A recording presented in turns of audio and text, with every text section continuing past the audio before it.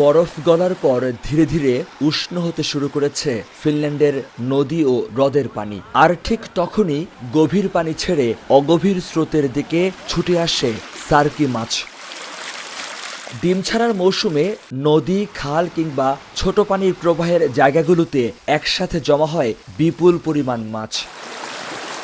স্থানীয় ভাষায় সার্কি নামে পরিচিত এই মাছ মূলত ফ্রেশ ওয়াটার স্পেসিয়াস।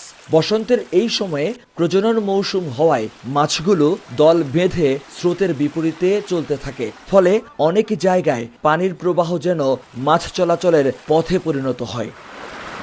স্থানীয়দের পাশাপাশি প্রকৃতিপ্রেমী ও পর্যটকদের কাছেও এটি এক আকর্ষণীয় সময়। অনেকে মাছ ধরছেন, কেউ আবার ক্যামেরাবন্দি করছেন প্রকৃতির এই বিরল মুহূর্ত। উপভোগ করছেন প্রবাসী বাংলাদেশিরাও।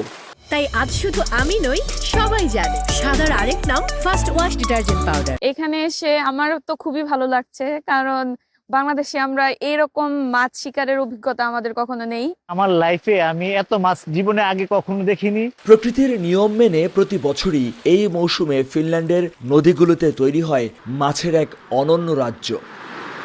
মহিউদ্দিন মধু, সময় সংবাদ, ফিনল্যান্ড।